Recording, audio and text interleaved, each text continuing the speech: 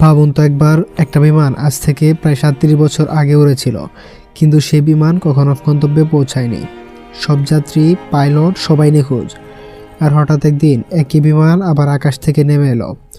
না, এটা কোনো সিনেমা না। আজকের ভিডিওতে আমরা জানবো ৩৭ বছর পর ফিরে আসা সেই বিমানের ভয়ঙ্কর সত্য। সো চলুন দেরি না করে ভিডিওটা শুরু করা যাক। ১৯৫২ সালের ২ জুলাই প্যান আমেরিকান এয়ারওয়েজের ফ্লাইট ৯১৪ উড়াল দেয় নিউ ইয়র্ক থেকে মায়ামির উদ্দেশ্যে। বিমানে ছিল ৫৭ জন যাত্রী, ৪ জন ক্রু মেম্বার। সব কিছু ছিল একদম স্বাভাবিক, কিন্তু উড়ার কিছুক্ষণ পরেই রাডার থেকে বিমানটি হঠাৎ উধাও হয়ে যায়। না কোনো সোর্স, না কোনো দুর্ঘটনার খবর।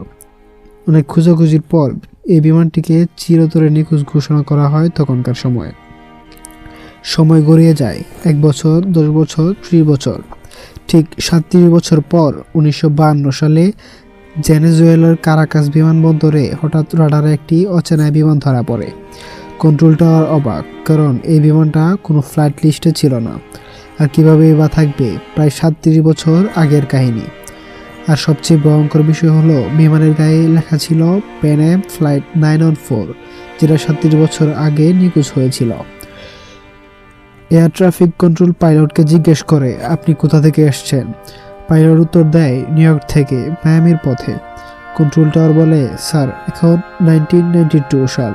এই কথা শুনে পাইলট ভয়ে কাঁপতে শুরু করে। সে বলে, এটা অসম্ভব, আজ তো 1955। বিমানটি জরুরি অবতরণ করে, কিন্তু যাত্রীরা সবাই একদম তরুণ, কেউ একটু বুড়ো হয়নি। পাইলট কন্ট্রোল টাওয়ারকে একটি ক্যালেন্ডার দেখায়, যেখানে তারিখ লেখা ছিল 1955। হঠাৎ পাইলট আতঙ্কিত হয়ে পড়ে। সে দ্রুত বলে, আমাদের এখান থেকে যেতে দিন। এরপর বিমানটি আবার টেক অফ নেয় এবং চিরতরে আকাশে হারিয়ে যায়। ঘটনার পর রানওয়েতে পাওয়া যায় একটি পকেট ক্যালেন্ডার, এবং সেই ক্যালেন্ডারটি ছিল 1955-এর।